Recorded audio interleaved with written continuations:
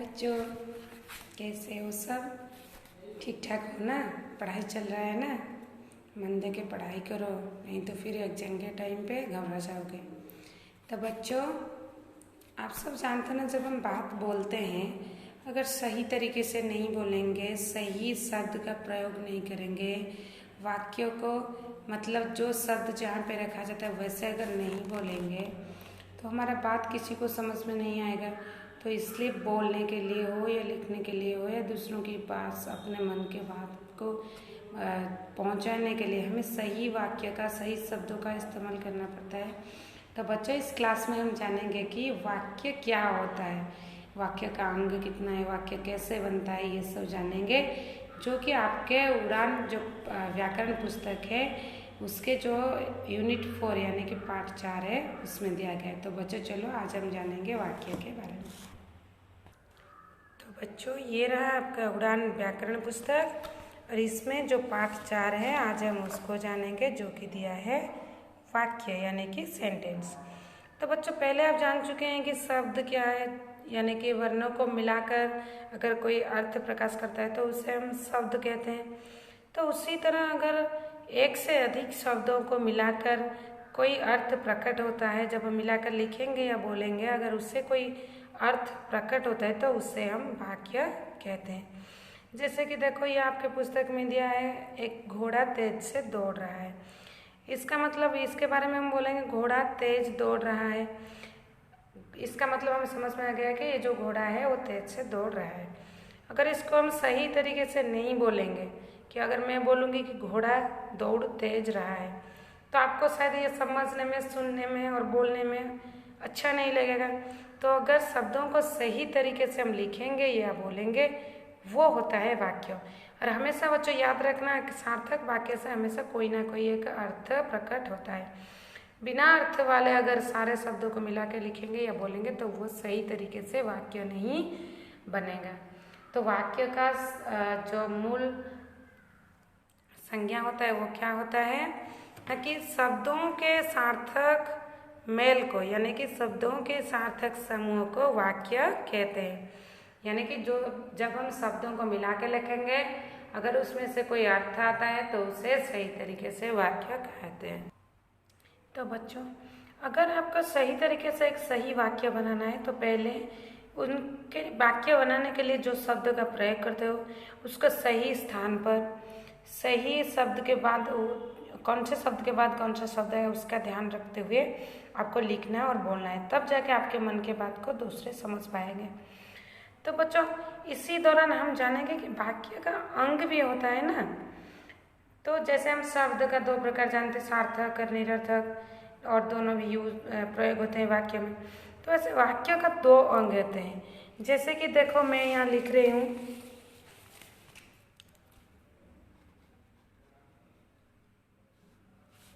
राम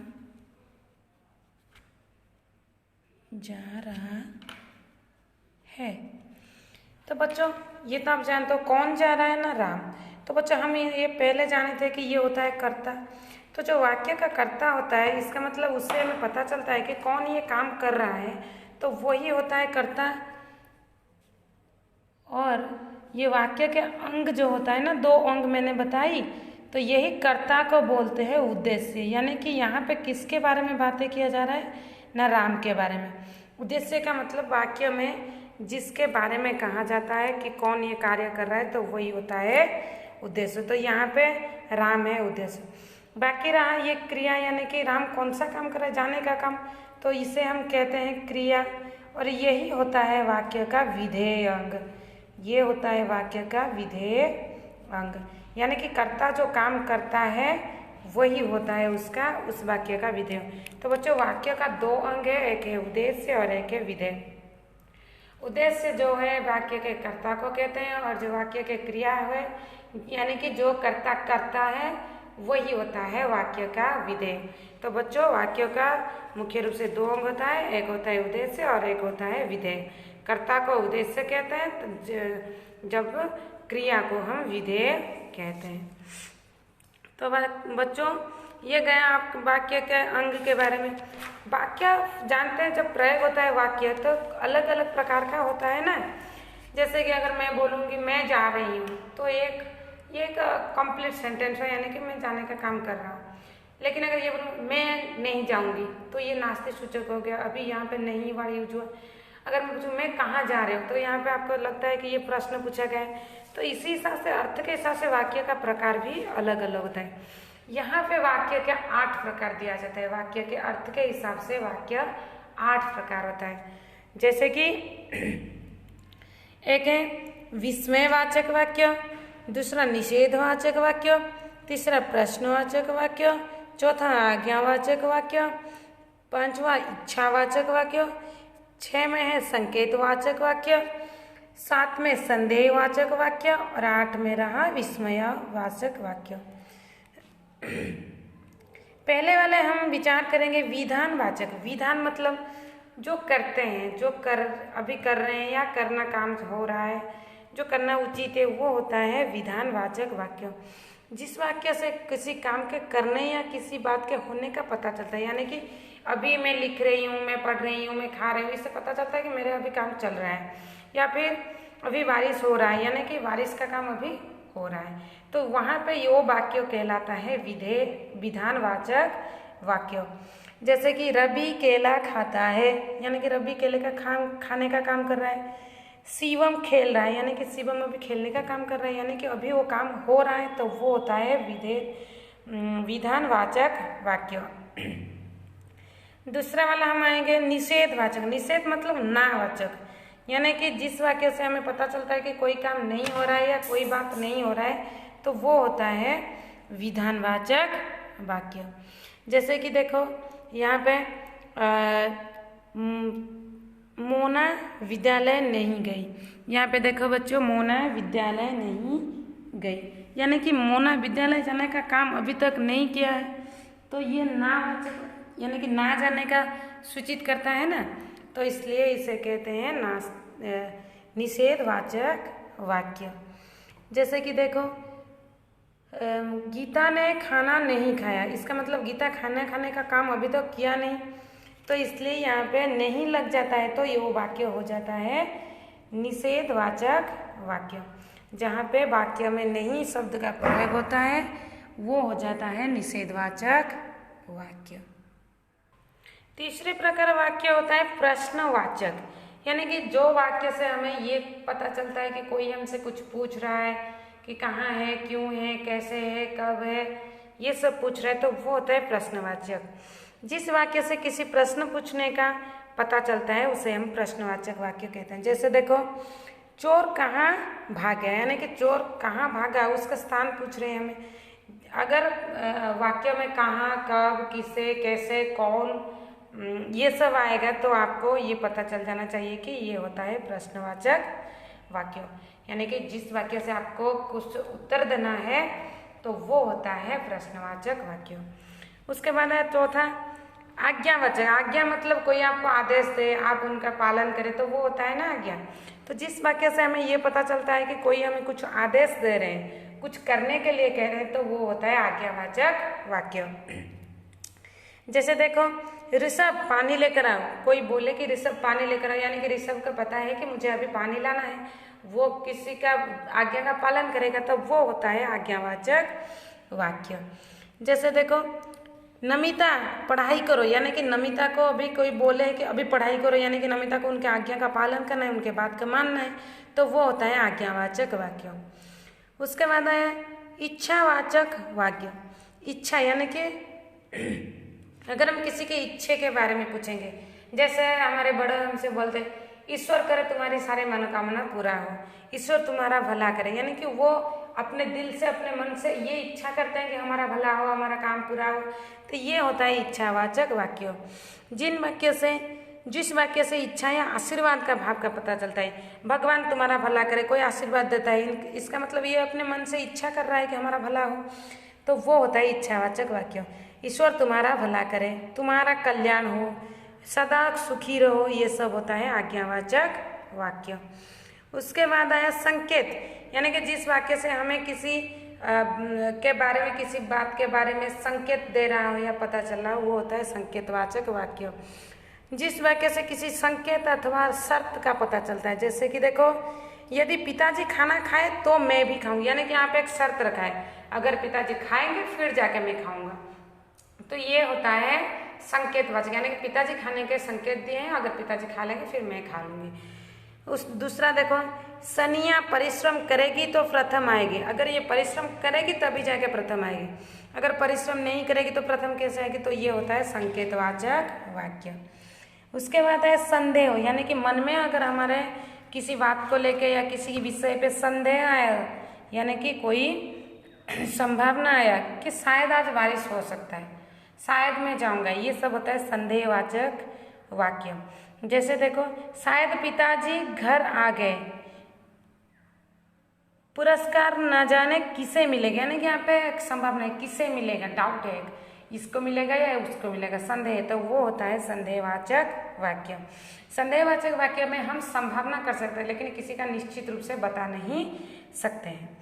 उसके बाद है विस्मयवाचक, यानी कि अगर आप कोई विस्मय सूचक घटना देख लिया, आश्चर्यचकित घटना देखे या आश्चर्यचकित चीजें देखे, तो आपको उसके बाद जो आप बोलते हैं वो होता है विस्मयवाचक। और विस्मयवाचक वाक्य में देखो बच्चों, आश्चर्य, शोक, हर्ष, घृणा, इसका पता, शोक मतलब दुख का, हर्ष मतलब खुशी का, घृणा मतलब हम किसी से घृणा करें, कि अगर कहीं गंदा है चीज, छी ये कितना गंदा है, तो ये बोलते ना हमारे मन से घृणा भाव जाता होता है, तो वो चलता है, छी, आहा, ओ, ये सब होता है विस्मयवाचक वाक्य का शब्द।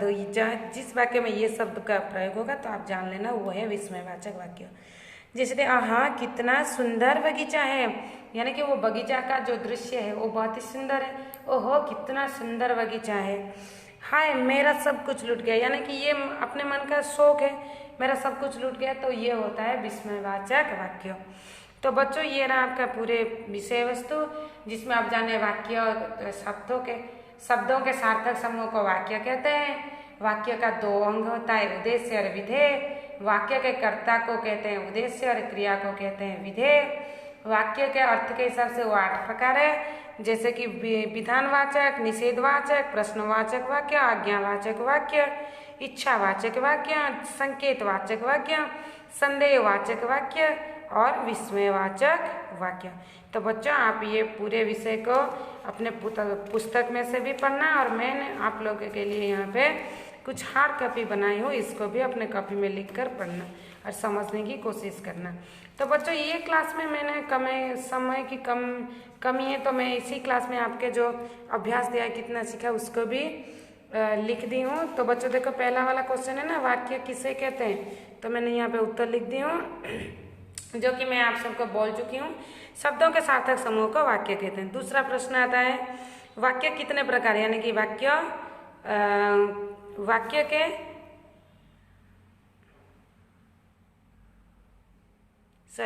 वाक्य कितने प्रकार, यानी कि वाक्य 8 प्रकार के होते हैं, उनका नाम लिखना है। जैसे कि विधेयवाचक, विधानवाचक, निषेधवाचक, प्रश्नवाचक, आज्ञावाचक, इच्छावाचक और संकेतवाचक और संदेहवाचक, विस्मयवाचक। आपको ये 8 प्रकार का नाम लिखना है नंबर 2 में।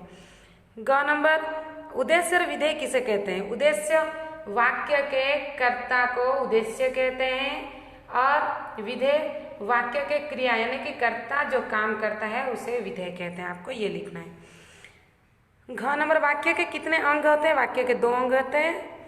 व नंबर, वाक्य जिस वाक्य से किसी प्रश्न पूछे का पता चलता है तो उसे प्रश्नवाचक वाक्य ही कहते हैं।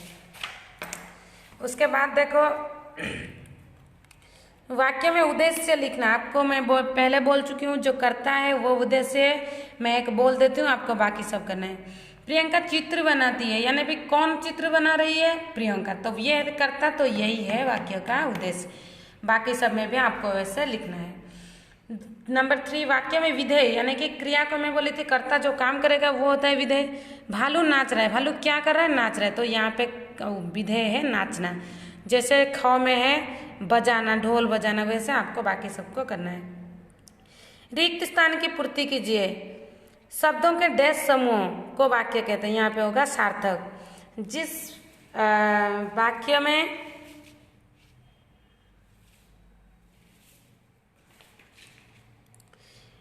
जिसके बारे में कुछ कहा जाता है उसे डैश कहते हैं। जिसके बारे में कहा जाता है वो होता है उद्देश्य। उद्देश्य के बारे में जो कहा जाता है उसे क्या कहते हैं ना, जो उद्देश्य के बारे में जो कहा जाता है उसे विधेय कहते हैं। क्या कहते हैं? विधेय। राजा विद्यालय नहीं जाएगा, ये कौन सा वाक्य है? यहाँ पे नहीं शब्द का प्रयोग हुआ है तो ये है निषेधवाचक वाक्य। नंबर 5, सही को सही और गलत के सामने गलत क्रॉस लगाना। प्रत्येक वाक्य से एक अर्थ प्रकट होता है। ये सही है, नहीं तो बिना अर्थ का वाक्य नहीं कह पाएंगे हम, तो ये है टिक। कर्ता जो काम करता है उसे विधेय करते हैं, ये सही है। कर्ता जो काम करता है वही होता है विधेय, तो ये टिक। वाक्य का कर्ता ही उसका उद्देश्य है, ये भी सही है, मैंने पहले बोली है। वाक्य का कर्ता जो है वही उद्देश्य है, तो ये भी ठीक। सोहेल चिड़ियाघर जाता है, वाक्य में सोहेल विधेय नहीं बच्चों, सोहेल करता है तो ये उद्देश्य है। जो जा रहा है जाता है ये होता है विधेय, तो ये है क्रॉस, घ वाला क्रॉस। वो अरे तुम आ भी गए, विस्मयवाचक वाक्य। हाँ बच्चों, अरे लगाए, अरे तुम आ भी गए, तो ये सही है, विस्मयवाचक वाक्य। नंबर 6 देखो, यहाँ पे श्याम पट पे 5 शब्द लिखे हैं। आपको ये शब्दों को लेकर वाक्य बनाए, जो कि मैंने यहाँ पे बना दी हूँ। इसके अलावा आप अलग सा वाक्य भी बना पाओगे। उसके बाद यहाँ पे आप लोगों के लिए एक होमवर्क है। वाक्य के 8 प्रकार लिखिए और हर एक प्रकार का 2-2 सेंटेंस यानी कि 2-2 वाक्य उदाहरण में दीजिए। तो बच्चों ये आप अपने स्कूल कॉपी में कर लेना और इसको अभ्यास करते रहना एग्जाम के लिए। पढ़ाई अच्छे से करना, बड़ों की बात मानना, घर में हमेशा रहकर खुशी खुशी रहना।